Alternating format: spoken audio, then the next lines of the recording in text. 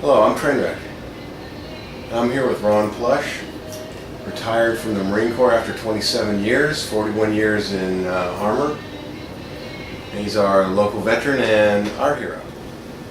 Some of you may have met him before. I've had him on an interview for Memorial Day, but today we're going to talk about Mistress Francine, aka Jessica Francine. He's known both of us for about 4 years now, so he's seen her when she was at her best, and he also watched her while she was in LA take a slide through a nervous breakdown to crash to the bottom and slowly has climbed her way back up. She is involved right now in something called NLP, Neuro-Linguistic Programming. This helps a person reprogram their subconscious so they can get the fullness out of their life, so they can live without triggers causing them to have undetermined reactions to stimuli. They can range from going to the grocery store and having a certain scent, to sounds, to certain colors. It could be anything that causes it. Shopping at a Goodwill store, for example. Ron, so you've known Francine for years now. Yes, several years. You've seen her under a number of different or in a number of different situations. Mm-hmm. Yes. When you first met her, what was your impression of her?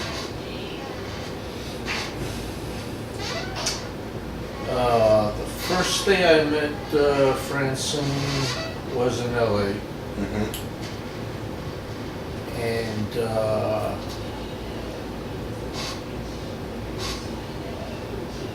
she came over to greet me, and while she was walking over to me, I thought she was the most fabulous woman I had ever seen.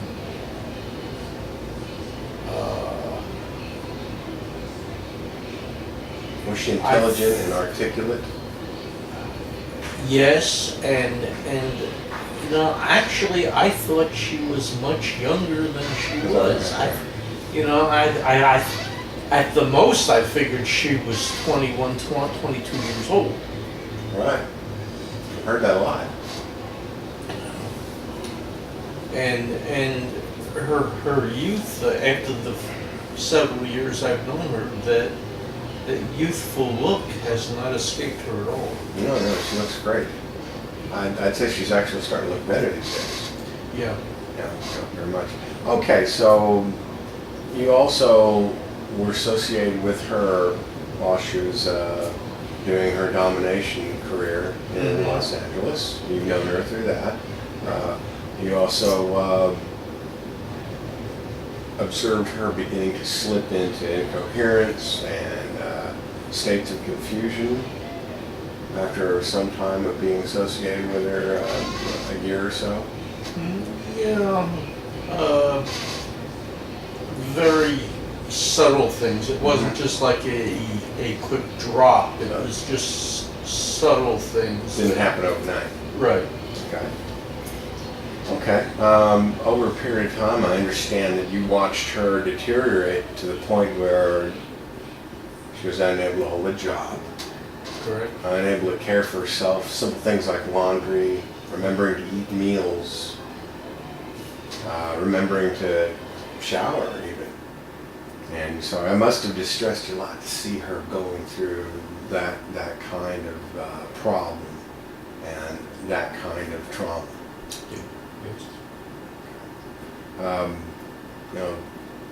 You were aware at one point, I believe it was 2008, where she actually had a therapist trying to help her for a while.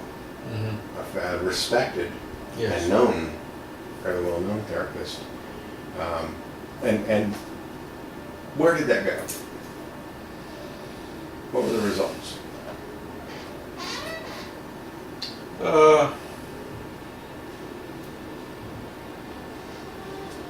Sort of like an up and down, peaks and lows. Mm-hmm. Mm-hmm. Any lasting improvements?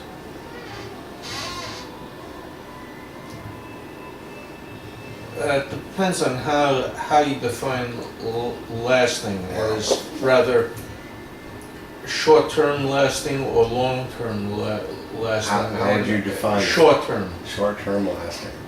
So they didn't stick with her for more than a little bit of time. Right, yeah. Okay. So you've observed this for, I guess that would be about the past 3 years, this being June of 2011. Yeah. Okay, now you were actually there one of the first nights that she had, speaking of, we have Francine here now. You're welcome to come on in and sit down. Thank you. Hi. Okay, so you were actually there one of the first nights that she had any support group experience and exposure to this new type of counseling and coaching help for PTSD and trauma sufferers called NLP. What were your impressions that first night?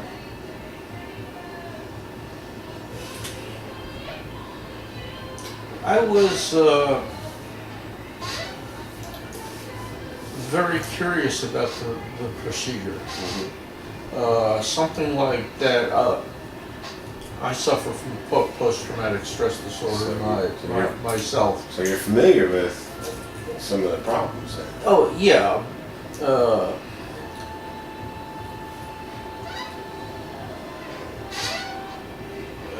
The people that worked with me had tried hypnosis on me and things of that nature, which didn't work because they said I couldn't be hypnotized.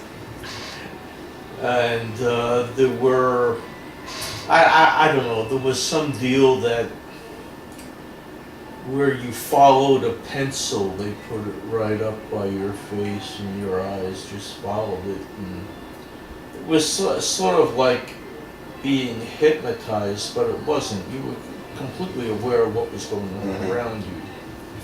But that didn't work with me either. Okay.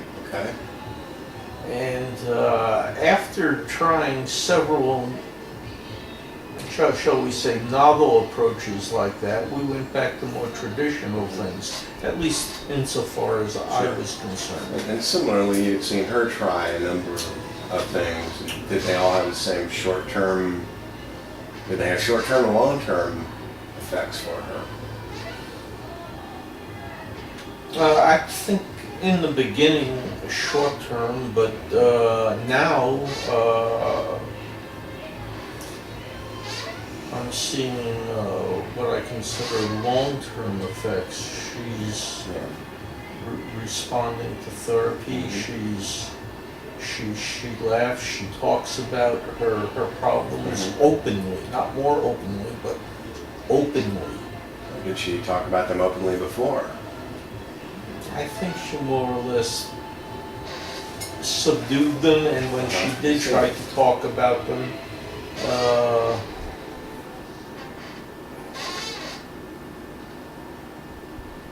it was choppy at best.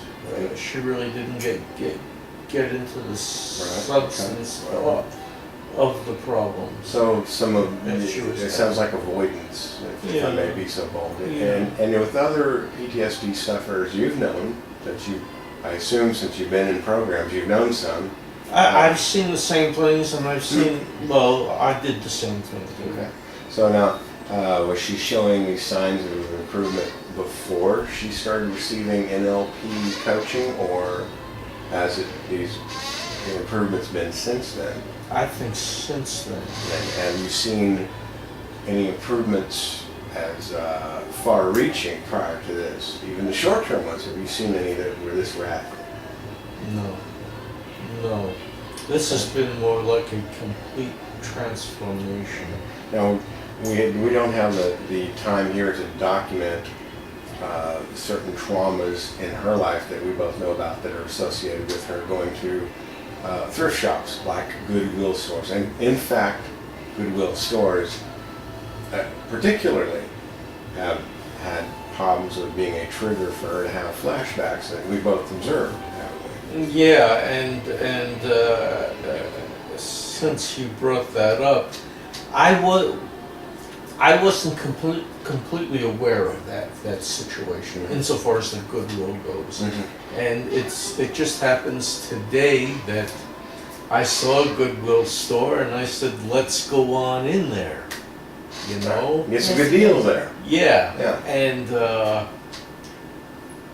I had forgot that she had this problem because she has been making all these yeah, strides lately. That she's doing so many things she hasn't done in 3, 4, 5 years. right. Right. So all right. So quickly, I'll give a synopsis on some of the Goodwill stores.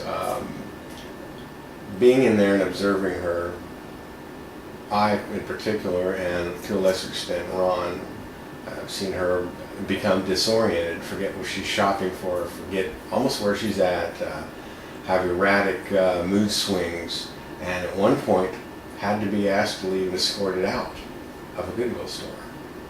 This is some time back, and she hasn't been back in a Goodwill store because of that. So today, in particular, we were looking just for some used shoes to knock around in the summer that might get destroyed, so we wanted to buy something at Goodwill. You took her into Goodwill, Mm-hmm. and I'd like you to describe what happened today when you took her to a Goodwill store. She was having a good time. Well, Shopping, and I noticed she going through the bins of shoes and whatnot. And she was talking to another customer, and the customer says, "Why don't you take those and throw them over this way, and you know, work together, see what we can find." And it was working well, and the mistress was all over the store, and what about the erratic mood swings? wasn't present. She was having a Yeah. All right. very good shopping experience, and Outstanding. when we went to check out, she was talking to the one of the employees that was tallying up our the things that we purchased, and they were laughing, and as I recall, the mistress related a few things, and the employee there gave her a big hug. They actually discussed the Yeah. problem she'd had at Goodwill store Yeah. in